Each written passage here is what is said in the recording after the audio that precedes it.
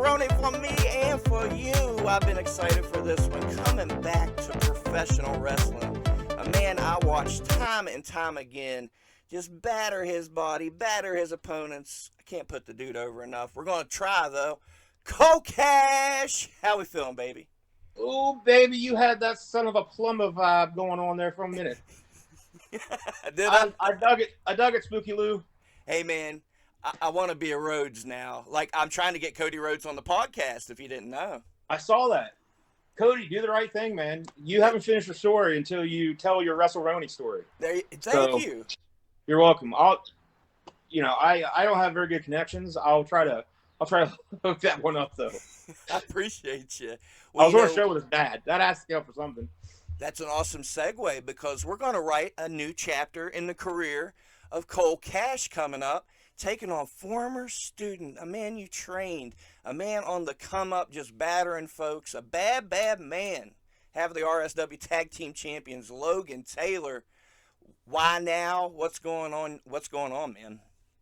Why now? Well, like you said, Lxgan Taylxr is on the come up. He is rising the ranks of professional wrestling in general, I think. I did help train him.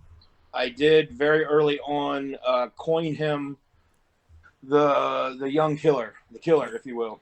Mm-hmm.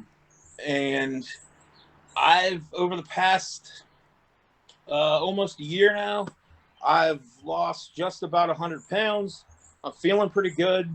I didn't know if I would ever be able to get in the ring again. And I'd kind of written it off more times than not in my head. Mm-hmm. But watching Lxgan, watching the highlights that RSW puts out, that WrestleRoni puts out, watching his matches, watching his promos, I thought to myself, if I'm able to come back, even if it's one match, even if it's just one night only, a one and done, it has to be against Lxgan because I do love the kid. I've said that in my promos. I do love that kid. He is my wrestling son as far as I'm concerned. And there's nobody I want to test myself against more than Lxgan. And I know he's looking forward to it. And I think it's just going to be, it's going to be a special thing to watch. I hope. Oh, I know it. I get to record it, too. I am excited. First off, congrats on losing all that weight. That's not easy. What's the secret? Thank you. The secret is Manjaro, my man. What is it? Manjaro. Kind of like Ozempic, but it's for people with type 2 diabetes. I was pre-diabetic. Okay. A couple of years ago, my A1C was way up there. It still wasn't as high up as I hear a lot of people talk about their A1C being really high. And like, then when I say what my number was, which I don't even remember at this point, Mm-hmm. they look at me like, that's not that high. What are you talking about? But I was like just tipped over the scale. And my doctor put me on some medication. And I ended up dropping a little bit of weight then and getting my A1C under check. But then found out about Manjaro, and it's a once-a-week shot. And with my knees and my back the way it is, I had to drop weight, or I think I was dangerously getting close to becoming Mama from What's Eating Gilbert Grape. Oh shit! At one point, and I was just like, man, I can't be flown out of my house when I'm dead on a harness by a helicopter. That can't be my future. So. Yes, working out and dieting is extremely important, but at a certain point, I needed the help, so I got it. I am now back in the gym, though, so we're looking to put back on a lot of that muscle mass I lost. And like I said, hopefully this is not just a one and done, because I got a list of just workers. Yeah. All along the spectrum of sex, race, gender, all of that. I have a whole list of workers I want to get in the ring with. So hopefully this can be more than a one and done. Well, that's the easiest segue I ever had. I'm very interested. Let's go down this list if you don't mind to give me a few. All right. Going down the list. So let's start. I think myself and Vance Desmond still owe each other at least one more go around. Oh my. Another student of mine, also consider him one of my wrestling sons, Dustin Alexander. Yeah. If it gets her ass back in the ring, uh, Nikolajah, Uh-huh. get her back in there. I've been in training with her. I know she can hang. So let's get her ass back in the ring. But then, like, even going up, the list, guys like Eddie Kingston's always been a dream match. Yeah. Samoa Joe, of course, dream match. But then, like, just a lot of the RSW roster, man. I just watch RSW stuff, and almost everyone on the roster reminds me of me at some point in my career. Yeah. You're liking So what you're seeing? I love it. There's just the attitudes, the the commitment to stealing the show every time they go out there. Just there, I really dig the vibe, especially at the past few RSW shows I got to make it to. Love the locker room environment. Just love how everybody is. Oh yeah, backstage is great, and the in-ring product speaks for itself. I'm super privileged to be able to post the matches on the channel. I can't wait to Speaking of, have how it. about that Kryzak versus Dustin Alexander match in Oh the my ring? goodness. Wait till you see the one in Buchanan. They had a rematch later that day that's even better. Oh, so there was one in the rain, then one not in the rain. Yeah, one later that night in Buchanan, and they not. Oh my. I'll You know, have to be on the lookout for that. yeah, it'll be on the RSW channel. Coming Okay. soon. Coming soon. Coming soon. Heck yeah, man. I can't wait to have you in RSW. I'm super excited. Like you It's been a said, while. Been a while, man. how long? How long's it been since you've been around these parts? Well, since I've been in a match, it's been 5 years. Okay. Since RSW, probably 6 or 7, Wow. something like that. I think I wrestled Zach Vincent in the Buckeye Grand Prix. Nice. Had a match with. I don't know how many I had after that, man. I think that was one. That was one of my last ones for RSW. I'm sure Tim Cross will correct me if I'm wrong. I'm sure he remembers. Okay. Well, I'll have to dig through the archives. I have everything, all the matches. We'll have to see what we can dig up. It got me thinking when you was talking about that. I've been posting a lot of APWA stuff, and that's where I really got to know you in Clarksburg at Summer Park Yeah, Fire Department. Tell me about your memories of those days, good, bad, and the ugly. What was going on backstage?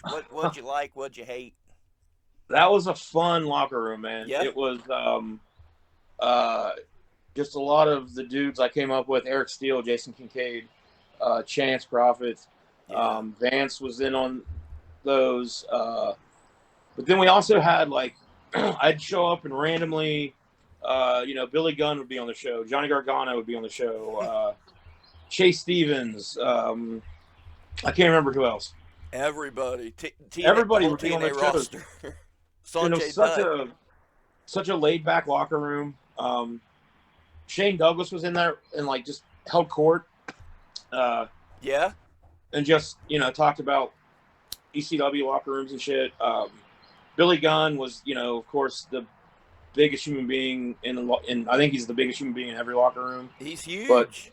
yeah, he's just chilling with us. Necro Butcher's in there. Like, I had to give Necro Butcher my belt because he lost his and couldn't keep his pants up. So Nice. I don't think I ever got that belt back from Necro. I probably don't want it. Right. But then there was, the leadership at the time. I think Don West. He didn't know how to book. He didn't know. I mean, I don't really know. Well, I'm not. I don't know a lot about the guy personally. But, like, as far as the booker goes, I remember I got booked constantly as the face, going against all these younger guys Uh-huh. as the heels. And here I'm bigger than all of them, and I'm trying to lead them through this match as a face. And it's just not working out. I really didn't like the booking, but I loved that locker room. Even when the fights broke out and continued in the locker room. Yeah, we posted a little shoot incident recently on the channel. You'll have to dig and find it for yourself. Do your Yep. research. Well, what kind of fights were you seeing, Cole Cash? If you don't mind to elaborate, what was going on? Man, that one I'll leave that up to when you interview. I'll leave the details up to you need to get Jason Kincaid on here and talk to him. Okay. But the main thing I remember is that the booker sent the Billing brothers out uh, for no real reason, which was just a huge mistake because those two boys are ready to fight at the drop of a hat. Okay. And then when it poured back into the locker room, I distinctly remember one of the Chris brothers. I don't remember if it was Dave or Jake now, The good or but bad one? I don't even The remember. good or evil one? Yeah, I think the evil one. I Okay. think I could be wrong, but one of them had Kincaid. He was on top just because of the way they kind of fell, Mm-hmm. and he had a hold of Kincaid's beard, which as a fellow beardsman, Yep. I know the pain that can be involved there. So I had my hand kind of like around the Chris brothers' wrist so he couldn't pull or yank. Okay. And like Chance is trying to pull Kincaid off or like out from underneath, and the whole time like my face is right there next to the Chris brothers, and Mm-hmm. I'm just waiting for Kincaid to swing up to try to. So I'm just like out of the corner of my eye watching Kincaid, see what he's doing. I got one hand like on Kincaid's like shoulder, trying to prevent that punch. It was just chaos though. And then it was one of those things where I remember Chance Prophet, putting his dad voice on and Okay. basically just telling all of us we needed to act like grown-ups and not children, and everybody sort of just, you know, shook their heads and went to our respective corners. Really? Chance Prophet saved the Yeah, day. you can tell in the video you posted, if you watch it, you can tell that me and Chance were the two that sort of uh, got control over things, and like we were the Okay. two like, in the center holding everyone, like holding the others back. So there was, uh, I think me and Chance had earned the respect by that point to be like a couple of the elders in the locker room. Hell yeah. So I think we had a little bit where nobody was really like, willing to take shots at us too while we were just trying to break it up. Okay. But it was always wild, fun times Wild at the old times at firehouse. APWA. I've heard some Yeah, stories as well. yeah. Okay, man. Hell yeah. I do want to go into the Violence Academy. I think it's super important because you guys pumped out some of the stars of today, man. These guys are shining. So tell me, who came up with the idea? How did it come about? The early days, everything you can about the Violence Academy. I think Vance and myself had talked about starting a wrestling school for years. Probably we were always trying to find just other places that want us to come in and train, like not any kind of training fee or anything, just like, hey, do you guys want to set up a couple hours early? We'll come in. So there was a few places that we had done that for, that we were, typically on the show as well, but we'd show up at 2 hours early or whatever it was.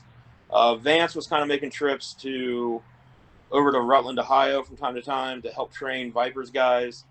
And then Vance bought a little building out on South Side in Parkersburg. It was in the back of a trailer park, and it was like a little garage building. And he put a gym, like a workout gym, in there, and called it Bent Barbell Club.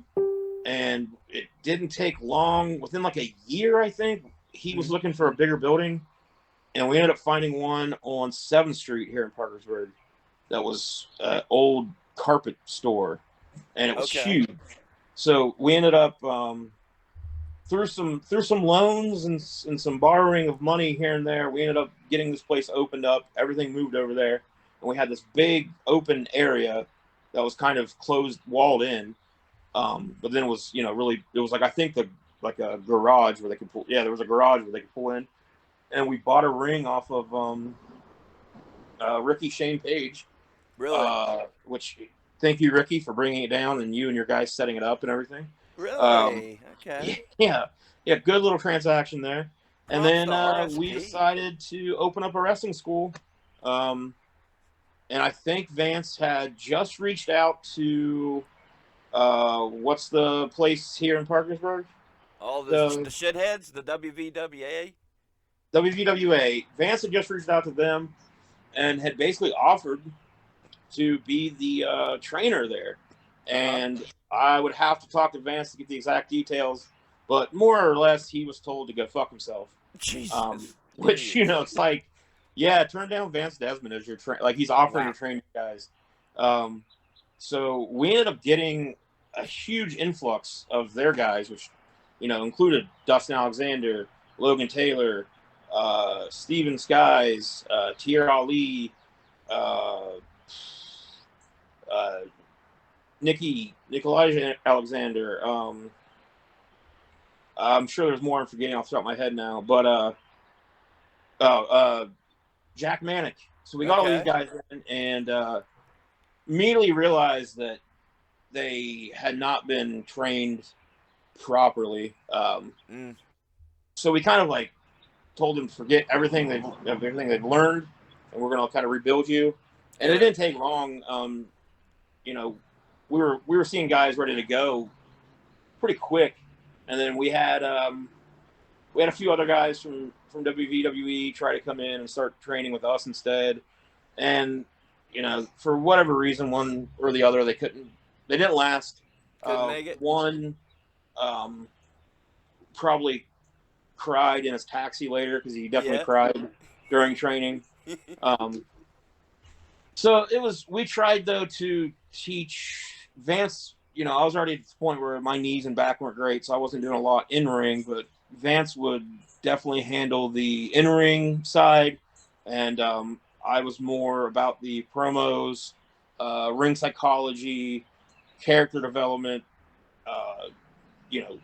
why you're doing what you are in a match, or why you're doing what you are in a storyline, or why you're doing what you are in a promo, all of that stuff. So I think between the two of us, we are almost always on the same page wrestling-wise, so I think we had made a pretty good combo of trainers.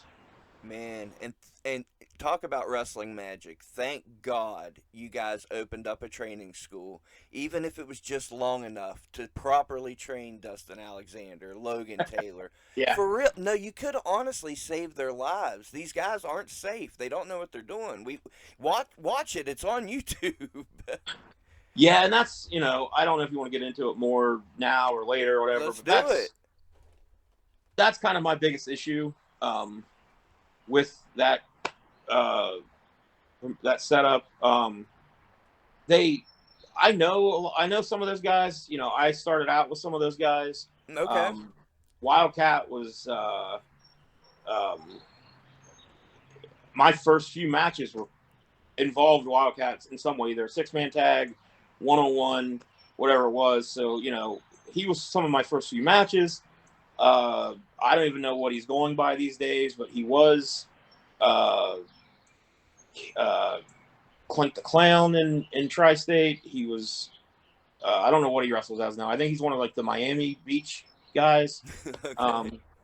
But he came in at the same time as Vance Desmond, Mm-hmm. so like I knew him really well. So I know some of those guys, and I don't ever want to deny anybody the opportunity to do what they want to do with their lives, Mm-hmm. and especially if it's wrestling.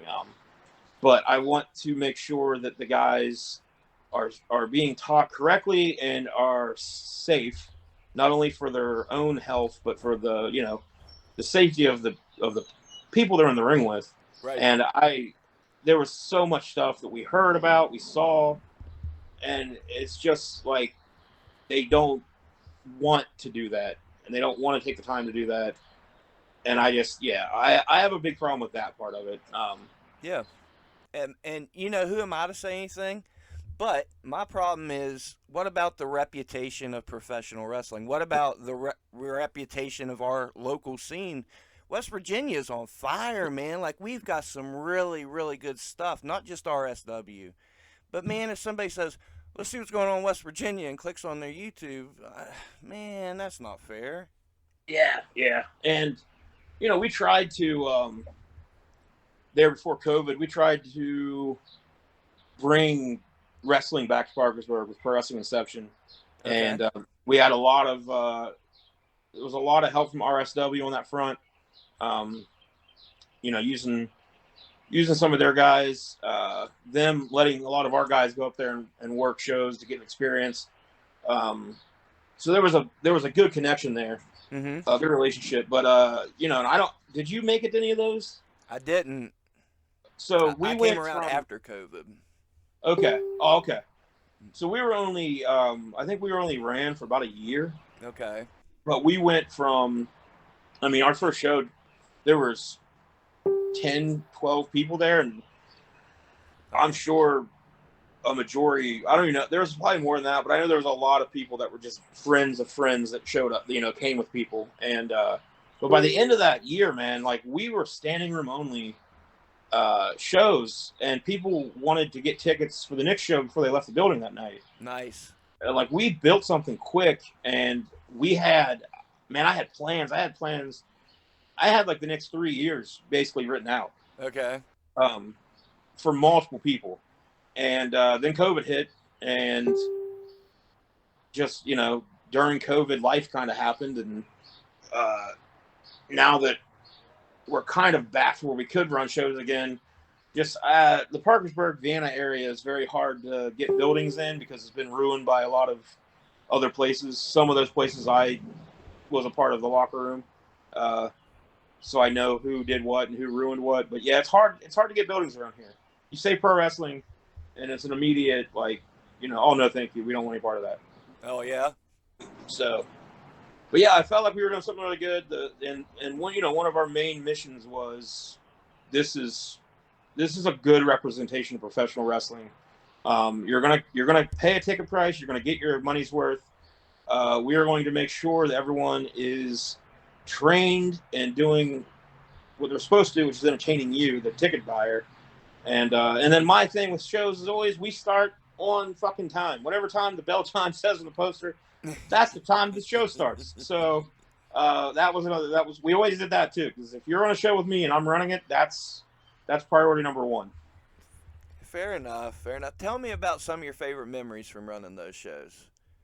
Watching Logan and Dustin and Jack Manick and Nicolaja, I'm probably saying her name, Nicolia. I'm just gonna call Hey her man, I Nikki. struggle too. Nikki. Nikki, yeah, Uh, I heard it was corrected over the weekend, and I made sure to pay attention. I'm pretty sure it's Nicolia.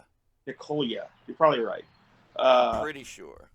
but I'm from West Virginia. I don't know much Serbian, I feel it. so Same, brother. I know Serbian film. That's about it. Uh, We're not gonna go but down that route.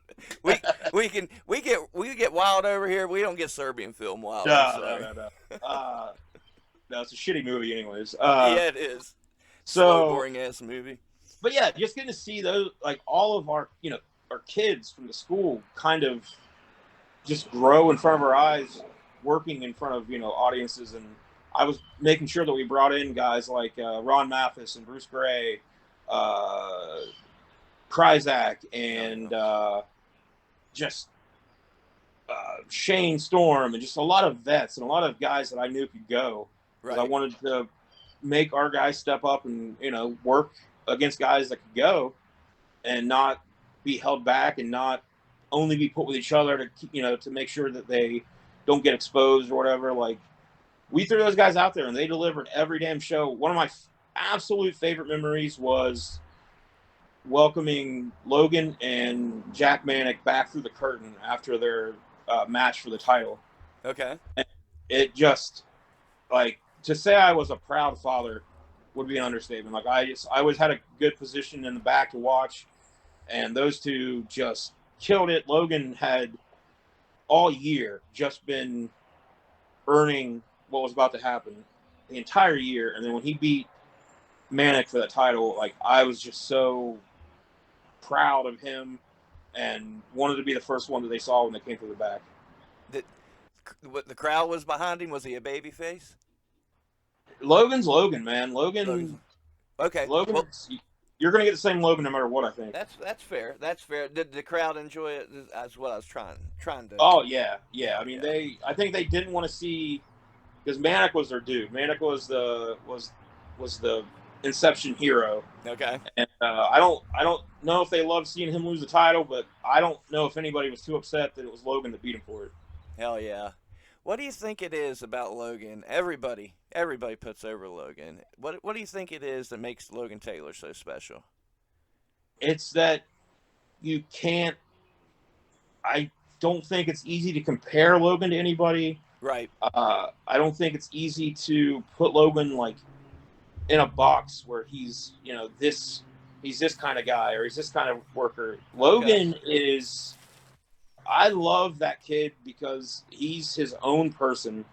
Um, I didn't know where he was heading. Like when we were training him and everything, I had a hard time seeing a spot for somebody like him, only because he is so out there and he is so himself and can't really be limited. So I was kind of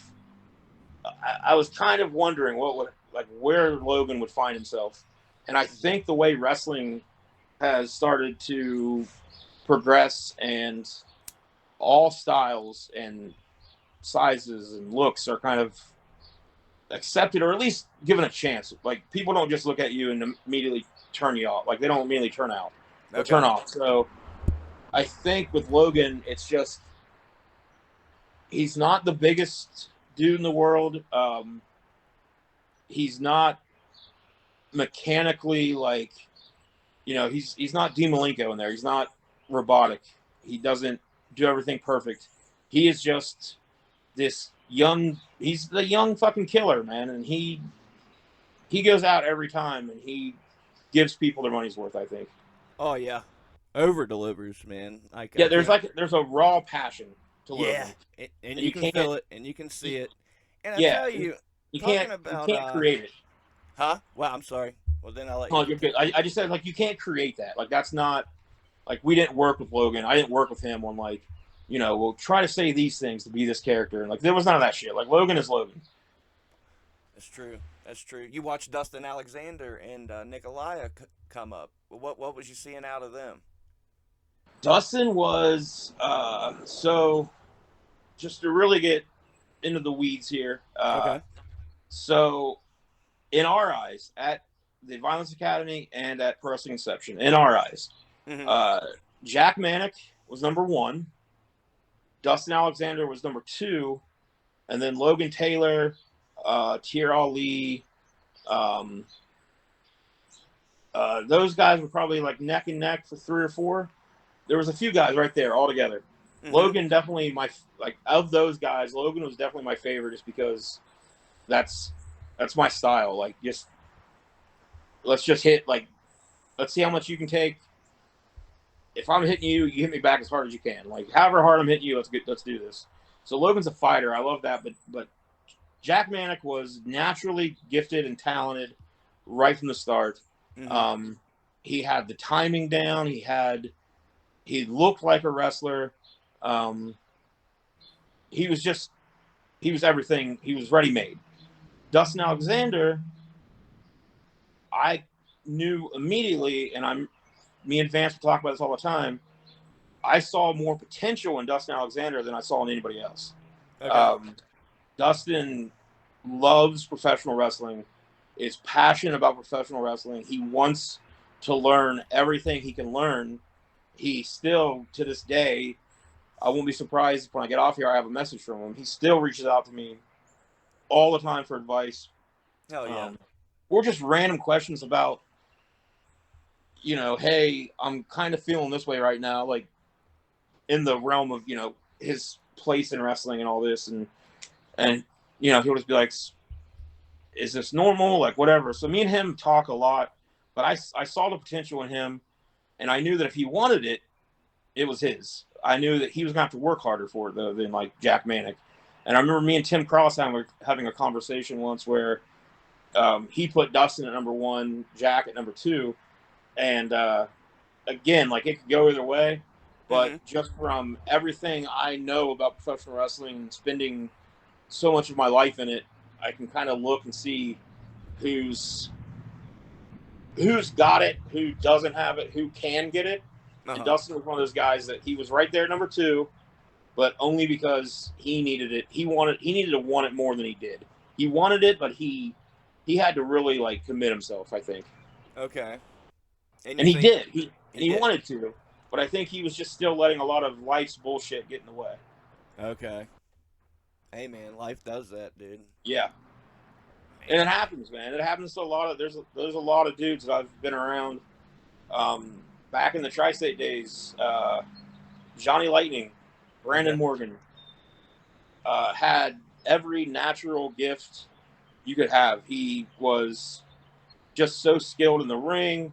He was like a mat technician. He could brawl. He could do anything he wanted to do, but just life kept getting in his damn way. And you see it a lot. You see it all the time. That's a shame. Yeah, I've seen it happen myself. I've seen it happen a few times. Yeah, I feel it. And hey, man, Yeah. I'm the first to tell somebody when they ask me, "Hey, real life comes first," and I love this shit just as much as anybody. I promise you that. Everybody's in love with this shit right now, man. We're post WrestleMania, and everybody's in love with wrestling. How good does that feel? Man, it's awesome. It's another one of those things on the list of things I'm pretty jealous about that I wish I was born 10 years later in life. Right. I always used to say, me and Vance have always said that we wish we were born 10 years earlier or something, because we would have been, I think we could have made money on in the territory days. Oh, yeah.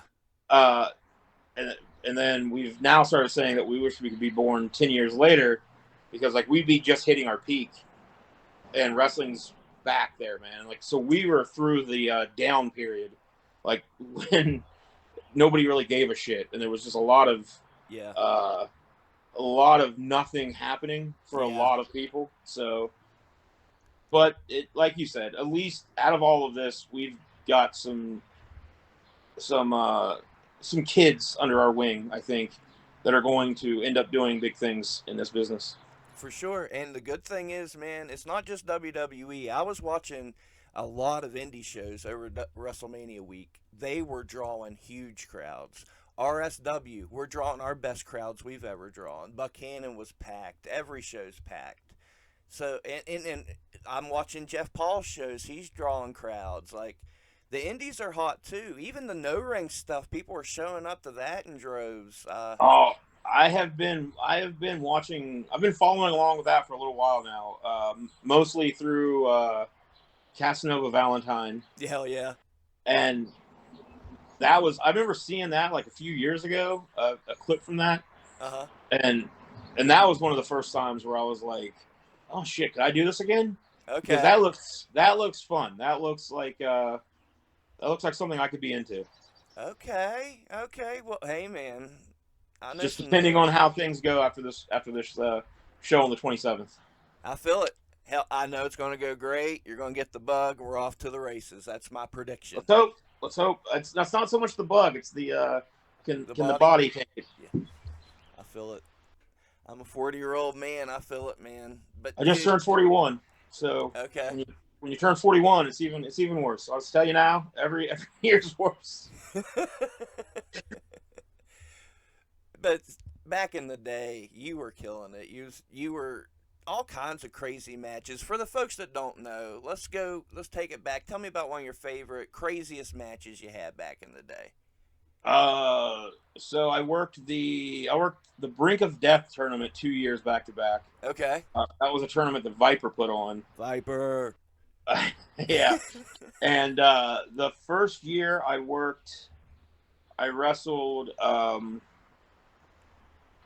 I think the first year was. Shit! I maybe did 3 of them. I wrestled. I did a match against the Jugulator in one of them. Okay. Which was it's my least favorite memory of this stuff. Only because it was a match where they kept every 2 minutes or so having us take shots. Okay. So it was like I forget they called it now, which I would have been perfectly fine with, but I don't know whose call it was. I don't know if it was the Jugulator's call. I don't know whose call it was, but they ended up just filling a bottle of Jack Daniels, I think, with sweet tea.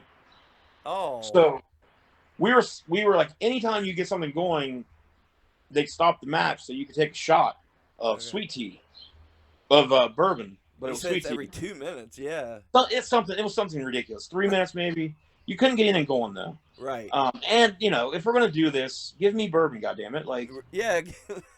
treat me. What are we doing? Yeah. So that was one of those, and that just made the match suck. There was just nothing we could do to make that entertaining.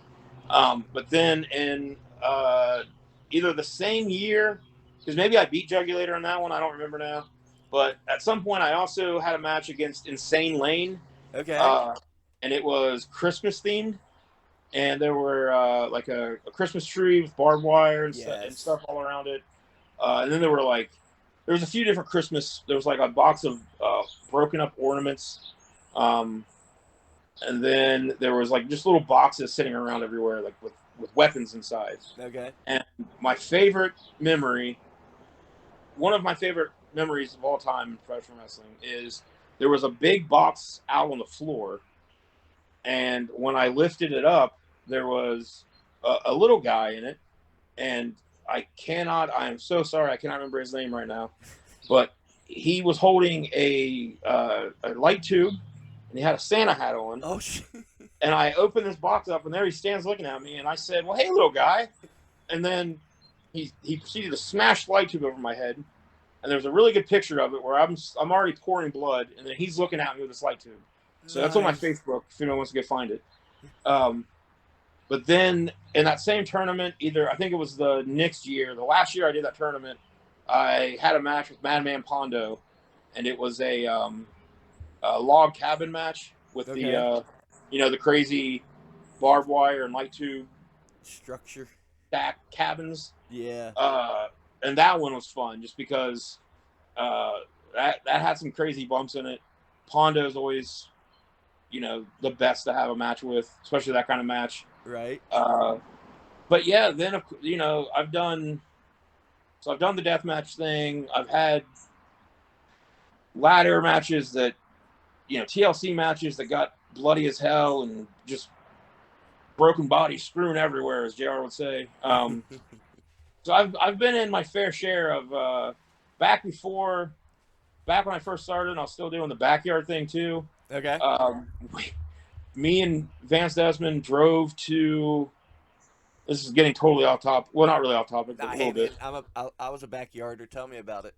So we drove. We'd already started working at Tri-State. Okay. So we were still backyarding like 2 or 3 years in.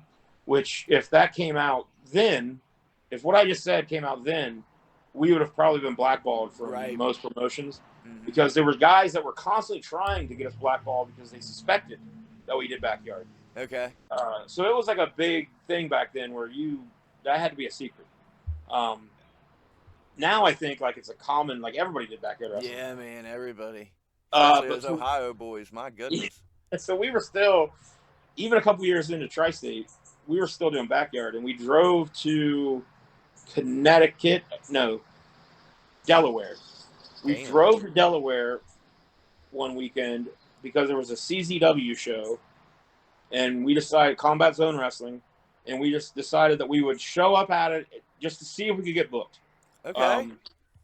That was back in the days before you could just easily tweet somebody or shoot them a Facebook message. Like you had to mail out VHS tapes with your resume. Like you had to do all this bullshit. So we just drove to Delaware and met Zandig before the show and told him, hey, we drove up from Parkersburg just to see if there's a spot. There wasn't a spot on the show. He did let us. He was like, you guys are more than free to stay and watch the show if you want, and get with me afterwards so we can talk about, maybe giving you guys a look.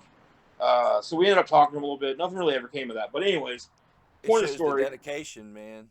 Yeah. It was what we did that a lot back then. So, but then anyways, we come back, and I have a big deathmatch tournament in the backyard fed that we still worked in. Nice. And this was going to be like our first like deathmatch tournament. Okay. So we drove back, and I forget where we ended up stopping.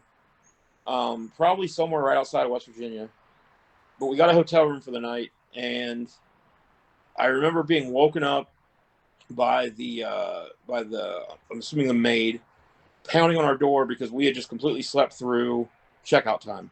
Okay. So this is at like noon, and I'm supposed to be in St. Mary's, West Virginia by like 2:00 for the show. So we are flying to get back, and I'm calling the promoter of the backyard promotion, letting him know that I'm running late, and to rearrange the card. But then ended up making it on time, and I mean, I don't know how one of us didn't get seriously injured. I mean, there was light tubes, barbed wire, glass, just anything you can think of, cheese graters, anything you can think of that could hurt somebody. And It's that so damn that was dog always, working. I always loved that shit because it was a creative Yes. outlet for me. Yes. Um, that was always why I loved it so much. People ask me a lot, like, why did I do those kind of matches, or how or whatever. At different points in my life, that was a very good outlet for depression and anxiety and angst. Yeah. I think that there's an art to it that a lot of people don't consider when they talk about deathmatch wrestling. We were making movies, man. Like I was in high school, I was booking. I would hurry up and get my work done, and I would get an A, by the way, and that way I could get back to my notebook and get to booking these shows, and then I'd draw little match cards. And were Hell you yeah, drawing dude. crowds? I was drawing crowds here and there. Was you getting crowds to watch your stuff? Not really. We would every once in a while, the place that we normally did our shows it was like a fenced in backyard, but it was Okay. right across from the high school. Okay. So every once in a while, we would get people that could see over the fence Hmm. and see that there was something going on. So every once in a while, we would suddenly get a few people knocking, wanting to be let in the gate. So we would get some people from time to time, but never. We a few times we thought about, like, what if we advertise? But then there was still the thing with me and Vance at the time. We were like, well, you can't, don't put us on there. Yeah. And plus, you're So scared of the police. I had the cops come to one of my shows at my house. So. oh yeah, yeah, we never had that at in St. Mary's, but before I say, like, before we took it, like, we started taking it way more serious, I guess, at one point. So, but even in my younger days, when me and my friends, like, 12, 13 years old, we'd go to, like, public parks and use, like, the picnic area. And we had the cops caught on us quite a few times there and ran off out of the park. But so let me ask you, you were doing the booking and everything. Okay. Did you do were you involved in e-feds? I never did mess with the e-feds. You never messed with e-feds, huh? Now I'll tell you what I did do. I was a big tape trader if I was anything. Okay. D-Man's tapes, baby. What was it? D-Man's tapes. Oh, okay. Yeah, I never D-Man. got super into tape trading. I do have a big stack of mostly IWA Mid-South Nice. VHS tapes still. But yeah, so e-feds, that's where I really honed my craft when it came to promos, I think. Yeah? Yeah, because I've always been a writer, and that is all about writing. So you It, would your matches would be based on votes, based on your promo that you okay. wrote. So I had to get really good at those, and won. I won quite a lot, and I think it really helped me once I started actually having to do promos. It helped me a lot with, like, pacing and knowing when to say things and all that. So I that was think, a little unknown skill that they didn't tell you about okay. back in I, the day. I think we're showing how much you love wrestling. And e-feds were new back then. You were one of the Yeah. pioneers of the e-feds. Look at Yeah. you. Now they all turned into the like the booking simulators, Okay. where you're not even, like, your own guy anymore. Now you're just booking, like, WWF and WWE, or picking an old territory. Like, so yeah, but back then it was, you had to come up with your own character. You had to describe your, like, your entrance and your music, and you just had to, like, write out these full segments with Well, your promo. Like, it was a lot. and you talk about creative outlets. I, Yeah, it was awesome. It was perfect for me. no doubt. I'm sure you were doing the creator wrestler. Sounds like I said, Yeah, we're showing that you love this shit, obviously. I have loved this shit as far back as I can remember. Yeah. Wrestling What? and horror movies, man. As far back as I can. My first memories are wrestling and horror movies. Same, man. Same. That's me too. That's Yeah. me. What's the earliest memory you have of wrestling? I was just talking about this on the podcast I do with Cheap Plug, Middle Aged and Mediocre. Okay. We just did our WrestleMania preview episode this past weekend, and I think the same answer I was asked what my first WrestleMania memory was. So I think my first wrestling memory was either it was probably seeing, because it could have been WrestleMania 6. That's the first WrestleMania I remember. Okay. I know I'd seen the other ones, but that was the first one where like I rented that son of a bitch from the rental store like every couple days as soon as it came out. Right. But I think my very first memory of it was I watched an NWA satellite. I don't even think it was a pay-per-view at the time. Yeah. Uh, Okay. I an got you. NWA event. It was one of the Great American Bash or one of those early big events they did. Uh-huh. And my uncle had a satellite where he could get it in. And I remember going over there and watching it. And I'd seen, Saturday morning on TBS or Saturday at 6:05 on TBS. I'd, of course, seen WWF Superstars and some of the Coliseum home videos, things like that. But this was the first time I saw a live event that I was watching it live. And I remember like the Road Warriors, Sting, Harley Race, Arn Anderson, Ole Anderson. I remember seeing those guys and just being blown away. Like the Road Warriors and Sting were, these giant comic book guys. Yeah. Come to life. And then Ole Anderson and Harley Race and Arn Anderson, these were just guys that I had probably seen, at the local bar with my dad, Right. or just out at like something my dad went to, like just guys not in the greatest shape, balding, but could beat the shit out of you Right. at any point. And I fell in love with it then. Like I was hooked from then. When was the decision made that I'm going to do this? Whew, like 8, 9 years old, probably. Really? And probably around then. And then like at 11 or 12 is when me and some friends started doing, the backyard, which was more just like I wouldn't even call it backyard wrestling. It was just, fucking around with friends Right. in the yard. But that's Like, what gets you started. That's how we started. I was Stone Cold. He was Undertaker. yeah. We'd Yeah, record it and you're the watch guys it you back. see on TV. You're doing their moves. Uh-huh.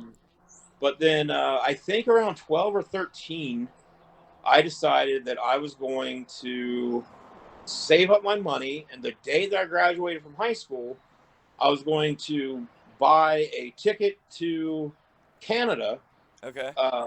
This shows you how much like actual research I did into this. I did not know that I would need a passport. And my plan was to buy a ticket to Canada, Calgary, Alberta, Canada, and just walk up to the Hart family dungeon Okay. and knock and tell them like I want to train to be a wrestler. Hell yeah, man. I thought that was a solid plan. I thought that's a foolproof plan. There's absolutely nothing that could stop that. I've heard crazier plans. What is it? Crazier? Yeah, I've heard crazier. I mean, you're on the Well, something. then, as I got a little older, I realized that you do need a passport. You can't just go to Canada. Right. That a bus ticket to Canada is probably going to be very expensive, and that you really just can't show up at Stu Hart's house and tell him that you're there to start training. So he's gonna stretch you and kick you back. Which would have been amazing, man. Like that would have been what a story that would have been if that's how if that had happened that way. But instead, I ended up getting a tryout with NWA Tri-State, which was NWA Ohio, West Virginia at the time. Mm-hmm. And that kind of led to traveling with them, helping help fly our towns. And then that led to working matches and doing shows. And then here we are 23 years later. And I'm coming back on April 27th in Parkersburg to fight Lxgan Taylxr. Let's go. Oh, I'm so excited. We're going to show Parkersburg what real wrestling is. I grew up wrestling in Parkersburg. Anybody that's been a Parkersburg wrestling fan for the past 2 decades should know the name Colt Cash. Give me some Parkersburg wrestling memories. So our shows were almost always at the City Park Pavilion here in Parkersburg. I remember the 55th NWA Anniversary was held here. Okay. It was a 2-day event. A very, very young Finn Balor Really? wrestled that show. At the time, he was still going Prince. by, I don't know if it's shoot name or not, Fergal DeVitt. Okay. But he was still Fergal.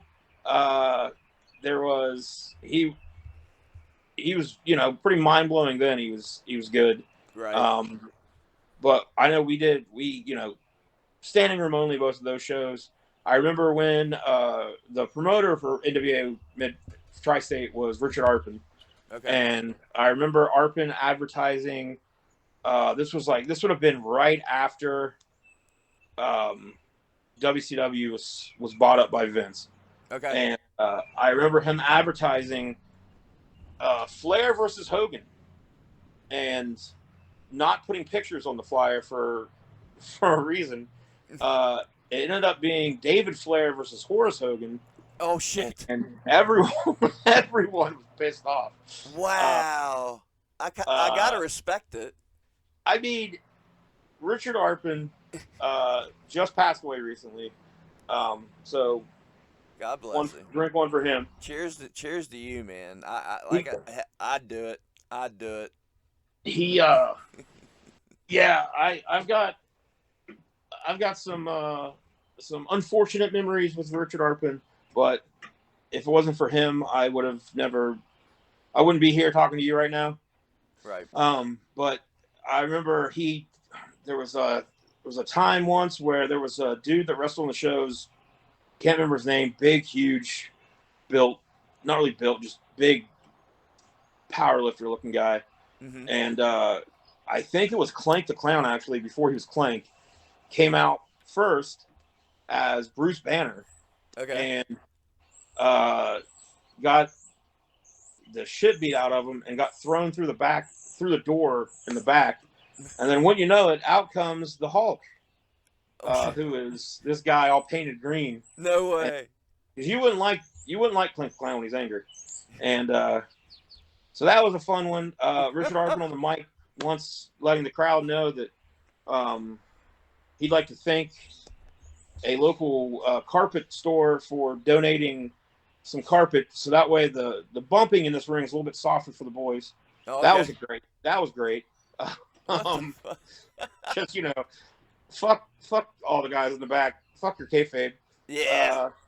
So a lot of music playing during the battle royals. There was a battle royal every damn show, and every damn show we New Jacket, and we'd have Ace Spalding was his name, and he came out to Sharp Dressed Man by ZZ Top, and that damn song would play throughout the entire duration of the battle royal. What? So, but then I got to work with Vance. Like, we came up together. There was not a lot of training with Tri-State. We would get together before shows, but it was almost always me and Vance just working on shit. And then we'd get, Aaron Draven came down from Rocky Reynolds' school, and we had Aaron Draven and Wicked and Dorian Monroe, and like we were all very much of that same, young, hungry mindset. So we'd all train together. JD Santos, Jugulator, Chance Prophet, just all these dudes that we all kind of came up together and learned from each other. Zach Vincent got to start there. So a lot of good memories from the people I got to be a part of this business with came from there. Hell yeah. And you were talking about all the crazy stuff, the music during the battle royals, and I'm laughing at it, but at the same time, I'm always the first to say wrestling can be anything you want it to be. Try something different. That way we can evolve. But who am I? You're Cold Cash. You've been around for a minute. Where's the line? What are you seeing that's innovative, and what are you seeing that's stupid? Oh, what's innovative and what's stupid? Well, we already kind of talked about the no ring shows. Right. I didn't like them at first, but I love them. I mean, it's just like, again, like, I talked about Logan just being this raw energy, and that's what these shows remind me of. There's no ring shows, just raw energy. Like, the guys that are and women and everybody else is doing it. Like, that they love what they're doing, or they wouldn't be doing that kind of shit. Like, that's Yeah. and Good I'm point. not saying the people that don't do it aren't passionate either, but Yeah, like, not everybody can get booked on these shows. I know you that. have to have another level of passion to go out there and put your body on the line like that. Yeah. But then, like, kind of sticking with that same thing, I love the blood sport shows. Yeah. Um, I just think that's such a good idea. I could go. We could do a whole podcast with my deconstructing AEW. Okay. But just to keep it kind of short, I love that they really do put out matches that you never thought you would see, and that you definitely didn't expect to see, like on a random Wednesday. Right. But at the same time, I think for what they're supposed to be, like a big national TV product, I don't think it's the best thing. But that's neither here nor there. I do love that we're getting, even in WWE now, we're getting more matches that fans actually want to see, and not just here's shit we want to book for you, and you're going to either like it or we don't give a shit. Yeah, I So love that mindset has changed. Thank God, because yeah, Vince was just doing stuff to pop himself and fuck with the fans, and he had these billion-dollar deals where it didn't matter. Doesn't matter if you piss them off and they don't watch anymore. I'm getting $1 billion here and $1 billion there. You know? yeah, and like talking about earlier with Pro Conception, um, there was a part of me that kind of, like, as a promoter and as somebody that started to kind of throughout, like, during the end of my run, really, where I started to take into account more the entertainment side of things. Uh huh. People are taking time out of their week and coming to your event for 2 to 3 hours, whatever it is, Right. paying whatever the ticket price is. And I really stress to all of everybody working our shows, like, that's your customer, man. Like, you're there to make them happy. Like, this Yeah. is the same as any business. Like, we want people to buy another ticket. So yeah, I think that I think the days of, well, we do it this way because that's the way wrestling's always done it, I think that's over. Cool. uh, I think that there's still a lot of traditions that need to be upheld. Right on. But I think that there's a lot of progressive ideas now in wrestling, and I love to see it. Hell yeah. Tell me about the changes you've seen over the years. Let's talk about the fans. We haven't really dipped on the fans. Tell me about if the fans have changed over the years, and also the good ones, the bad ones. Tell me about our local fans. Local fans, we still get. I think I haven't wrestled in the area in a while, but you still get a lot of people that can easily buy in. I'll say that. Right on. And you get a lot that do respect good wrestling. Mm-hmm. But at the end of the day, you get what I was talking about. You just get people that want to be entertained, and they're giving you their money. Sorry, I'm messing with my camera here. No, you're good. They're giving you their money and their time, and as long as they don't step out of that boundary of being a fan, we owe it to them that they walk out of there feeling like that was well worth their time and money. Yeah. But I don't. Back in my day, we had, like, the indie message board, which, if you're in wrestling and you have been for any number of years, what the indie message board is or was. I don't know if it's still around. Okay. But at the time, it was, like, mostly just because you could be, it was like any message board. You could be anonymous. And at the time, it was mostly just other workers just having anonymous profiles so they could go in there and talk shit about each other. I read on there multiple times that I should just fucking kill myself. Jesus. Just, and I'm sure, I know now, like, I see things that others post, like, you still have that mindset of, well, I'm kind of anonymous online. I can say what I want. Right. But I think there's a lot more respect for the people that do this from the fans. And I think that the fans having the ability to kind of know wrestlers more, I think has positives and negatives. Right on. But I think overall it's pretty positive. I think wrestling in general is in a very positive place. Agreed. Couldn't agree more. I tell you what, Cold Cash, usually this podcast rolls an hour. But man, we've been rocking and rolling, and you're fucking Cold Cash. So if you don't mind to stick around just a little bit longer, we was talking about fans, and I was like, oh, we got fan questions, and we got a lot of them. Oh, okay. You got time to stick around for some fan questions? Yeah, man. I am motherfucking Cold Cash. So let's just. I'm Hell here. yeah! I I'm here as long appreciate as you need me, man. Hell yeah! I appreciate the hell out of you. Well, let's dive into them here. Justin Baker writes in, my question is, will it work this time? Ha ha. Ha ha, Bake. Real cool. All Look, right. unlike Baker and the Unappreciated, we don't control the weather. Yeah, We don't man. have a nefarious weather machine like they do. We I tried. assume. They got all kinds of nefarious plots and machine. Just oh man, those Yeah. jerks. Damn evil villain and his henchman up there.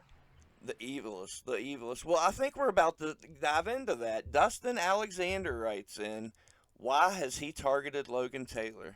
I think we kind of dove into it, but give Dustin Alexander your thoughts on it.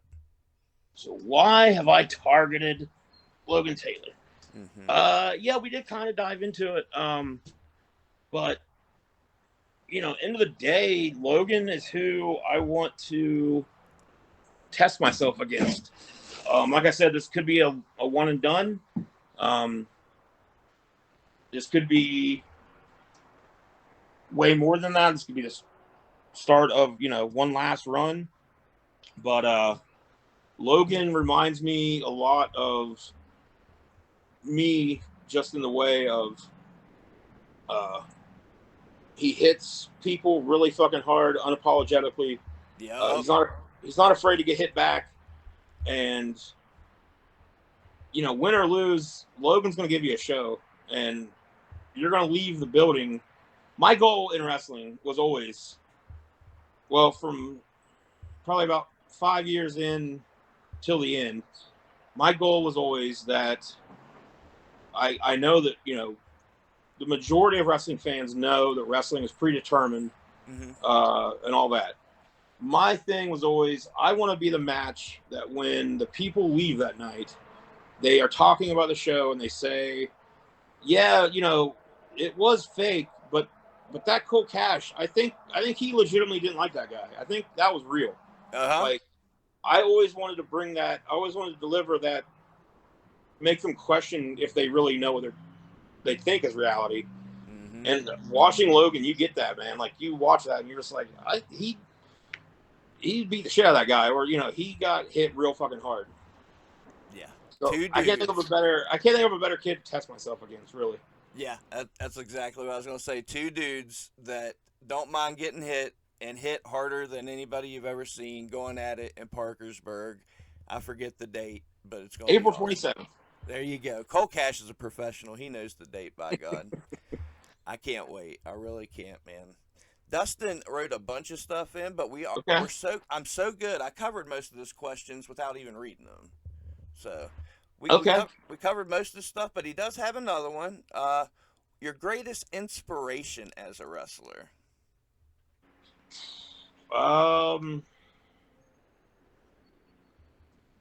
It's a cheesy one, Dustin. That's weird. See, you made it weird. We was rocking and rolling until you brought this bullshit. Used to be, I mean, my dude growing up was Bret Hart. Yeah, I get it. That's what I wanted to be, either Bret Hart or Raven. I wanted to be them. Okay.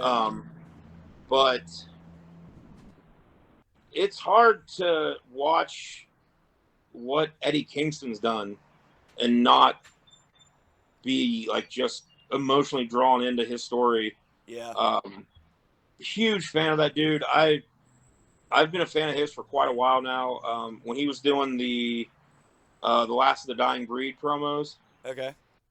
on the indies, like just watching that dude, I think he's everything I love about wrestling now. Like, he's a guy he's working his ass off right now getting into shape, but he's a guy that's always just sort of been an average looking build, but a fighter, passionate, talks about his depression, his anxiety, and is real.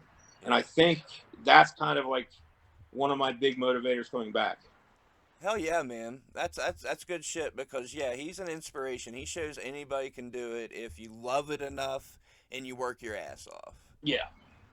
I love it. Yeah, I love me some Eddie Kingston. I love, man, there's been so many moments in the past 2 years in AEW that's made me tear up watching that dude. Yeah. Like, he's created a lot of moments. Props to Eddie Kingston. Dustin has one more. Any fun trainer or when he was training stories? Um, Yeah, hey, there we go. Good one, Dustin. uh, Appreciate that. I do remember. So we would kind of run small shows before we started Inception. Okay. We would run small shows in the training school where we basically open it up a couple days before, maybe a week before. We'd post on our Facebook. Nice. Hey, we're doing a I forget what we called it, like Pro Wrestling Inception fights, or something like that. We post them on YouTube, but we'd send an invite out like, hey, if you want to come and watch the show, first 10 people to respond, in Messenger, we'll get you a spot. How cool. Yeah, so it was a way for us to kind of get some of the guys a little bit of experience in front of fans, but we also had very limited space. So, but me and Dustin had a match on one of those, and I remember I hit a snowplow on him onto a stack of chairs. Okay. But I just remember, like, we were in a fight in there, and I was putting him through it, and I just remember the glazed look in his eye, and I think he kind of then got the full motherfucking Cold Cash experience. So that was, but there's a lot of really just watching those guys and Nikki, just the way they would fuck up. Half of them never fucking paid their student payment. But just watching their dedication and their willingness to learn and the respect that they showed us, when I have no idea what my legacy is in locker rooms or with anybody, but by no means did they have to respect me and Vance any more so than just as they're paying us to train them. But there was a respect there from all of them towards us, that they trusted us and they knew that we were looking out for their best interests. And that's probably my favorite thing about that school. Hell yeah. And you know what? That nothing's changed there. I know those guys love you. I know how they talk about you. I know both you and Vance. So, and from what I know, you're both great dudes. And speaking of Vance Desmond, he writes in. Let's see what he says. He says his New Jack story is good, and ask him about his stolen camera bag. Ooh, New Jack story and stolen camera bag. I have two New Jack stories. Ooh, I love New Jack. You want me to just do both? Oh man, whatever you want to do. Okay, give it all to me. Give it all. So the first New Jack story happened at NWA Tri-State, at the City Park Pavilion, where New Jack came in and he was booked against Viper. Okay. And oh my. The day of the show, I think it was probably right before, curtain call. All the boys get to the back, and it was probably right before then. But like, I come back to the locker room, and he's trying to find somebody that has his music, Natural Born Killers, and I'm 21, something like that, and I'm like, hey, I have it on a CD out my truck. Nice. And so he insisted on coming out to my truck with me, and making me play it for him so he could make sure it was the right one. But okay. So there I am at, this 21-year-old white kid sitting in my white pickup truck with New Jack, and Natural Born Killers is just blasting. And so I had the right song for him that night.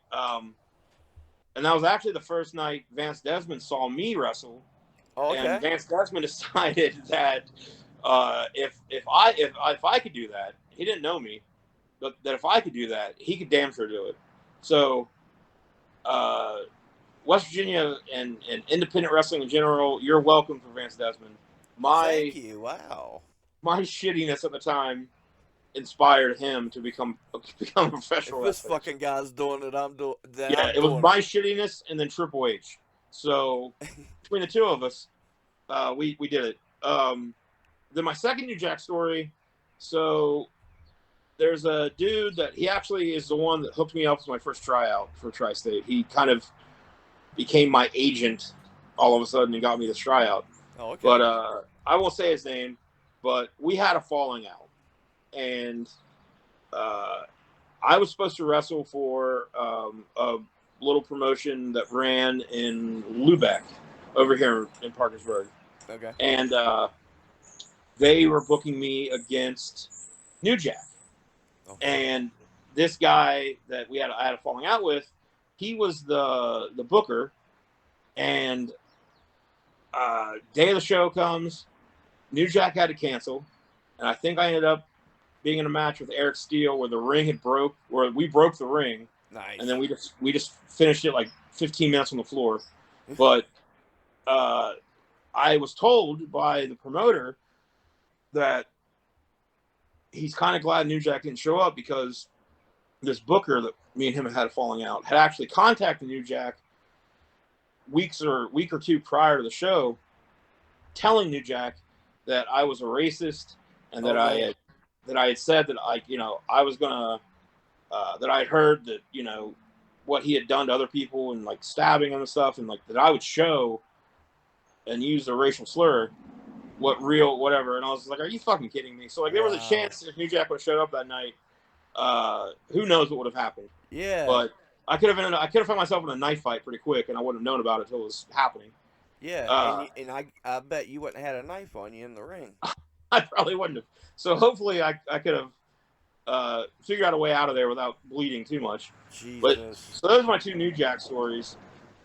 The stolen camera bag. So this show was in I think Allentown, Pennsylvania.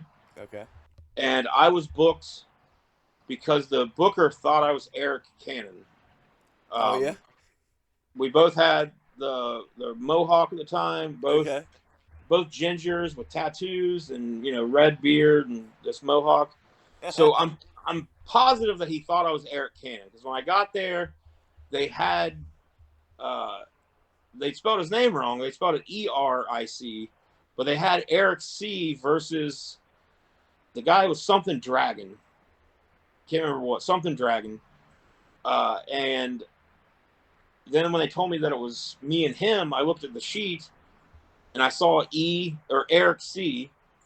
And then when they were in the back doing like, hey, these are the matches for the night, the guy said Eric Cannon and looked at me, and I kind of gave him like a weird look. And then I go, do you mean Cole Cash? And he goes, yeah, that's what I meant. So I think that's when he realized I wasn't Eric Cannon. But anyway, same show. Jimmy Superfly Snuka is on this show. Okay. And I had a camera bag with me because I used to always take my camera and film my matches. And at the end of the night, I'm getting my stuff, and Snuka sat like directly across from me. End of the night, I'm getting my stuff, and I grab my bag, and I go to make sure that the camera and the battery and everything's in it. And instead of that, there is a big bag of a white powdery substance, which could have been Fuji salt. I don't know. But I was like, oh, hey, shit, this isn't mine. And somebody was like, you need to go grab Jimmy. He just walked out of here, and he had 2 camera bags with him. That was the first guy I thought of. It was that damn Snuka. So I ran out. And whoever the guy was that was with him, like his agent or whatever, I go, hey, I think Jimmy took my bag and I got his. And he was like, oh, no, Jimmy got his bags. And I kind of opened it up and showed him. And he quickly grabbed it from me. and then went to the bags Jimmy had and opened one up and showed me my camera. And he's like, "Is this yours?" And I go, "Yeah." And he kind of like threw it at me, and then they got out of there. But Wow. yeah, so I almost was traveling back from Allentown with enough that could have got me some jail time. And you wouldn't have had your match footage either. And I wouldn't have had my match footage. Yeah, Snuka would have got home and went to throw powder in somebody's eyes, and he would have just had a cold cash tape. Get your shit together, Jimmy Snuka. Yeah. He's a murderer. I don't have to be nice. I don't No, no. All right. Well, hey, I'm glad Vance asked the question. Very interesting story. I love it. I think we got more, though. Philip Stamper just writes in and says, I miss Cole Cash. Oh, I miss Philip. Feels good. He just reached out to me this morning, I think. Really? Yeah, I remember Philip working shows with me at XMCW back in the day in Nitro, West Virginia. Really? And riding down with a dude named Lucky that ended up being multiple people in Chikara. Nice. I think he was one of the fire ants probably, and many different things. How cool. Love Hell Philip, yeah. though. President of professional wrestling. You've been up and down the roads, all these different promotions, so many years. Here's what I think's cool. When you got in originally, we were just in the attitude area. Wrestling was popping. It was popping off. Right now, wrestling's popping off. It's a good time to come back. Yeah. You know? I think there's already been more buzz about this match than anything I've had. Anything like my last 8 years, probably. Hell yeah. Well, let's buzz it up. It's worth it, man. People are genuinely excited. I think so. I think it's going to be awesome as hell. Let's go back to your career. Tell me your favorite match. Favorite match ever. I'll go with the easiest one to go with. If I had to really think about it, I might change my mind tomorrow. But the one I always go with, the easiest one, is probably me versus Vance Desmond at a bar here in town. It was like a punk bar, and Vance comes out, and he's got his 6-pack abs, really good shape, trunks, boots, all that stuff. I remember he some girl was in the front row with her boyfriend, and the guy was giving him shit. So Vance said something about the girl going home with him, and because of his abs, and this guy stands up, lifts his shirt up. This dude's got like an 8-pack, just Really? chiseled. And I remember when me and Vance first got in the ring, he's like, "That son of a bitch has a better body than me." But yeah, so I come out, and I got the mohawk. At the time, I was wearing like the red plaid, almost like a kilt. I remember. Shorts, covered in tattoos, coming out to like some metal song. Mm-hmm. So immediately everybody's pro Cole Cash here, telling me to knock Vance Desmond the fuck out. Uh-huh. And we ended up fighting over the bar. Vance ordered a Zima, Nice. and took a drink and ended up spitting it out because it was way too strong for him. And and then I did something, and then ended up getting either like the whole bottle of bourbon of some sort, or just like a glass of it, or maybe a PBR, something, downing it, and then smacking Vance, and the crowd lost their shit. But Vance ended up, I remember I punched him really hard that night. And then he got me back, though. The finish of the match was a boot stomp off the top rope and drove my head down through an open-up chair. And for about a month or so, I had this huge boot mark. Oh, shit. Across my head from where he just pancaked my head into the chair. So he got me back. Yeah, pretty quickly. But I'd say that's probably one of my favorites for sure. That's that I can't understand about Vance. I'll never understand it because I hate to ruin the scene, man, but he's a sweet dude. And then I see him stomp people's heads. Oh, yeah. I remember I came off the middle rope once to do a double axe handle or something like that, and he caught me with a super kick. And for weeks, I had his boot mark running up from my throat up to the side of my face. So anytime Vance bitches about how hard I hit him, he's hit me so much harder. I believe it. I believe it. I tell you who I got coming up on the show next episode. Have you ever run into this character? I'm sure you have. Just in case is coming on the show. Have you run into this character in your Give travels? me, give me just a second to put some light on. Yeah, man. I want to be illuminated if I'm going to talk about just in case. Oh, okay, got you. Just a second. Yeah, man. Take your time. So, yeah, you got to love just in case. I've been around him for a long time. Tri-state days. I've been around Justin for a very long time. One of the last of that type of like manager Right on. where he could get in there, take bumps. He knows what's good for the story. He's not out there to get himself over. Yep. And he just respects the professional wrestling business. And I could say a lot of good things about the dude. And how cool is it, RSW now? We got you coming back. We got Justin Case in the mix. And then we have guys that you train, Lxgan Taylxr. We got Vance Desmond. How excited are you to come back to RSW right now? Dude, I can't wait. It's the perfect spot to come back. Like I said, I've been watching a lot of the stuff you've posted, a lot of just the RSW stuff they've posted. Been to a couple shows here and there to visit people. Mm-hmm. Just I love the product. I love the passion behind. I know Tim Cross pretty well. I know how much passion he has for wrestling, and I'm very thankful I can be a part. If it's one night only, I'm glad it's going to be for Real Shoot Wrestling. Hell yeah, man. And I tell you what, he has a passionate crew. Like, you're seeing the videos, you say you visited. But the young kids in RSW, man, I love them to death. Talk about passionate, talk about hardworking. Heck, not just the young kids. Let's put over T-Bone. Let's put over the other Jeremy. Oh, man, these guys are working their butts off, getting the ring, boom, boom, boom. I got to say, I do my thing, too. So, yeah, man, you're coming into a great place. I can't put it over enough. Yeah, I'm definitely looking forward to it, especially being back in Parkersburg. RSW. There's been a few times where, like when Inception was around, we talked a few times about doing joint shows. Maybe since COVID, there's been talks here and there finding a spot for RSW. I'm glad that a spot has been found, and I'm glad that I can be on that card. Hell yeah. I tell you what, man, I've kept you for almost an hour and a half, but it's been awesome. I know folks are going to love it. I can't wait to get it edited and out to the folks. You're listening to the past because they're in the future. Isn't that crazy? Well, man, thank you for having me on. Anytime you want to shoot the shit, whether I got anything going on or not, just let me know. But I'm looking forward to seeing you on the 27th. I'm glad I know I'm gonna have somebody there that's gonna be filming this match with me versus Lxgan Taylxr.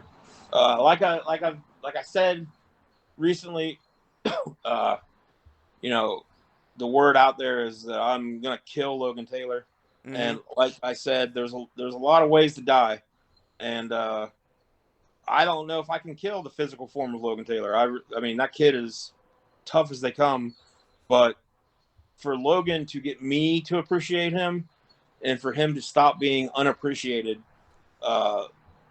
Logan's going to have to appreciate himself and appreciate what he can overcome. And I'm that obstacle right now.